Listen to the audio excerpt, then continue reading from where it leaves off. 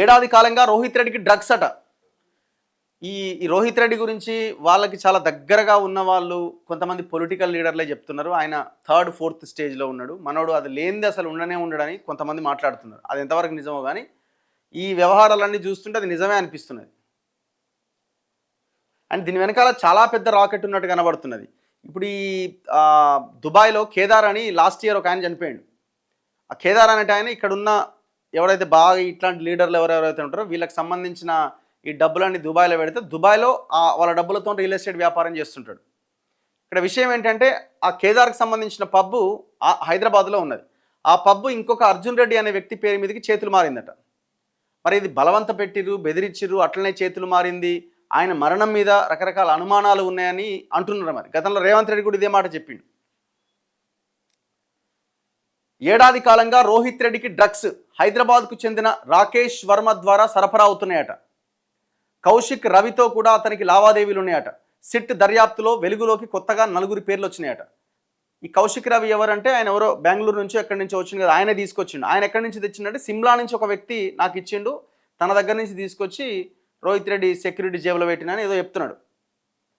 అభిషేక్ అదృశ్యంపై రాజేంద్ర నగర్ పిఎస్లో ఫిర్యాదు. 3 రోజుల కస్టడీకి మాజీ ఎమ్మెల్యే రితేష్ రెడ్డి, ఢిల్లీ వ్యాపారి నమిత్ శర్మను కూడా కస్టడీలోకి తీసుకున్నారట. Who is Ritesh Reddy? రోహిత్ రెడ్డి తమ్ముడు. ఈ నమిత్ శర్మ ఎవరు? గన్ను కాల్చిండు కదా, వీళ్ళు పోలీసులు ఎంటర్ కాగానే కాల్చి ఎవడైతే ఏమైందని రోహిత్ రెడ్డి చెప్పంగానే ఆ నమిత్ శర్మ ఫైర్ చేసిండు. సో ఈ ఆర్మ్స్ యాక్ట్ చాలా కీలకంగా ఉన్నది ఇక్కడ ఇప్పుడు వీళ్ళ మీద.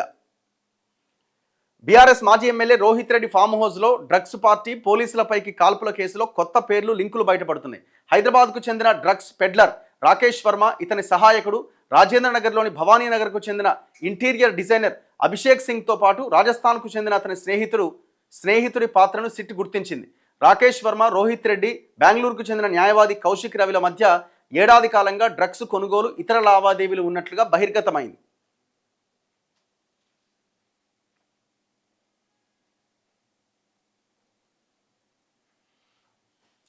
రోహిత్ రెడ్డి, కౌశిక్ రవి డ్రగ్స్ కోసం రాకేష్ వర్మను సంప్రదిస్తూ ఉంటారట. అతడు అభిషేక్ సింగ్ లేదంటే మరొకరి ద్వారా పంపిస్తారట. ఈ ముగ్గురు కలిసి ఈ నెల 15వ తేదీ నుంచి ఫరారైనట. 4వ వ్యక్తి గతంలో గోవాలో జరిగిన పార్టీలో డ్రగ్స్ తీసుకున్నట్లు, అతడికి రోహిత్ రెడ్డికి సంబంధం ఉన్నట్టు దర్యాప్తులో బయటపడిందట. Future city commissioner Sudheer Babu నేతృత్వంలోని సిట్ గతంలో జరిగిన డ్రగ్స్ పార్టీల గురించి ఆరా తీస్తుందనే భయంతో ఈ 4 ఫరారైనట. ఇప్పటికే నిందితుల పేర్లు, చిరునామాలు సహా గుర్తించిన పోలీసులు వారి కోసం వేరువేరు బృందాలతో గాలిస్తున్నారు. రోహిత్ రెడ్డి, ఆయన సోదరుడు రితేష్ రెడ్డి, ఢిల్లీ వ్యాపారి నమిత్ శర్మ, ఏపీలోని ఏలూరు టీడీపీ ఎంపీ పుట్టా మహేష్ కుమార్ సహా 11 మంది నిందితులుగా ఉన్న కేసులో కొత్తగా 4 పేర్లు వెలుగులోకి రావడంతో కేసు మరిన్ని మలుపులు తీసుకునే అవకాశం ఉంది.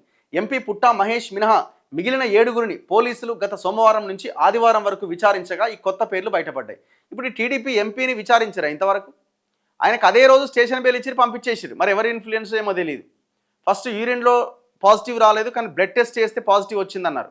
ఆయనేమో సోషల్ మీడియాలో నేను విజయ డయాగ్నోస్టిక్ సెంటర్కి వెళ్ళినా, ఇంకో సెంటర్కి వెళ్ళి నేను చేసుకుంటే నాకు పాజిటివ్ రాలేదు, నెగిటివ్ వచ్చిందని చెప్తున్నాడు. యూరిన్ టెస్ట్లు, బ్లడ్ టెస్ట్ చేస్తే పాజిటివ్ వచ్చింది అంటున్నారు. పోలీసులే చెప్తున్నారు. మరి ఆయన ఎందుకు అరెస్ట్ చేయలే? అసలు ఆ 4 ఎట్లా పరారయ్యారు?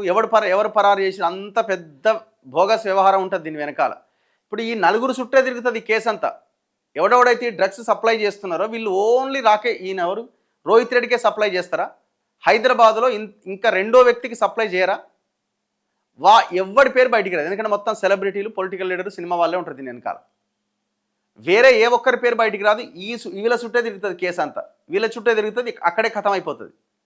మీరు గతంలో కేసీఆర్ అధికారంలో ఉన్నప్పుడు 12 మంది సినిమా స్టార్లని, హీరోయిన్లని, డైరెక్టర్లని విచారించినప్పుడు కూడా కేసు అంతా వాళ్ళ చుట్టే తిరిగింది, అయిపోయింది, ఖతం.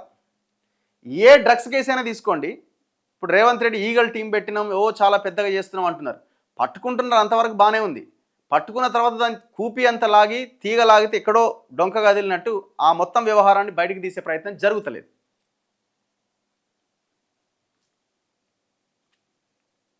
ఇగో ఈ కేసులో కీలకంగా మారి ప్రస్తుతం పరారీలో ఉన్న డ్రగ్స్ పెడ్లర్ అభిషేక్ సింగ్ ఈ నెల 16వ తేదీ నుంచి కనిపించట్లేదంటూ అతడి తండ్రి రాజేంద్ర నగర్ పిఎస్లో ఫిర్యాదు ఇచ్చిండట.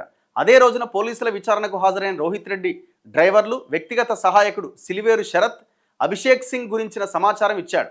రోహిత్ రెడ్డి ఆదేశాలతోనే ఓఆర్ఆర్ దగ్గర అభిషేక్ను కలిసి డ్రగ్స్ తీసుకున్నట్లు వాంగ్మూలం ఇచ్చారు. దీన్ని బట్టి డ్రగ్స్ పార్టీ వెలుగులోకి రావడంతోనే అభిషేక్ పరారైనట్లు, అతనికి రోహిత్ రెడ్డితో ఖచ్చితంగా లింక్ ఉందని పోలీసులు నిర్ధారణకు వచ్చారు. అభిషేక్ తండ్రి ఫిర్యాదులోని వివరాల ప్రకారం, నా కొడుకు అభిషేక్ సింగ్ 24 సంవత్సరాలట, ఇంటీరియర్ డిజైనింగ్ చేస్తుంటాడు. 4 ఏళ్లుగా అనారోగ్యంతో బాధపడుతూ మెడిటేషన్ చేస్తున్నాడు. వృత్తిలో భాగంగా వివిధ ప్రాంతాలకు వెళ్తూ ఉంటాడు. ఒకవేళ ఫోన్ స్విచ్ ఆఫ్ చేసినా ఇంటికి మాత్రం తిరిగి వస్తాడు. ఈ నెల 16వ తేదీన రాత్రి 10 గంటలకు ఇంట్లో ఉన్న అభిషేక్ 17వ తేదీ ఉదయం నుంచి కనిపించట్లే. తొలుత స్నేహితులతో వెళ్ళాడు అని భావించిన ఆ రోజు రాత్రికి తిరిగి రాలే. కాల్ చేస్తే ఫోన్ స్విచ్ ఆఫ్ వచ్చింది. సమీప బంధువులు స్నేహితుల దగ్గర ఆరా తీసినా ఆచూకీ చిక్కలేదు అంటూ ఫిర్యాదులో పేర్కొన్నారు.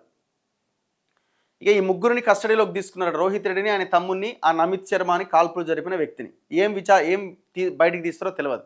ఇప్పుడు ఈ రోహిత్ రెడ్డి కూడా ఆయన ఈ పొలిటికల్ సర్కిల్స్లో చాలామందికి చెప్తుంటారు, నేను దక్షిణాఫ్రికాలో ఈ ఈ ఆఫ్రికా కంట్రీస్లో నేను గోల్డ్ మైన్స్ చేస్తాను, అసలు అక్కడే గోల్డ్ మైన్స్ ఎక్కడివి అని చాలామంది బిజినెస్ మెన్స్ ఆశ్చర్యం వ్యక్తం చేస్తుంటాడు. మరి దేనికోసం వెళ్తాడు?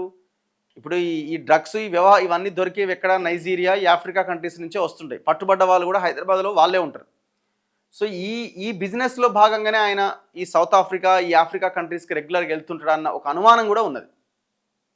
తేల్చాల పోలీసులు. తేలుస్తారా మరి? చూడాలి.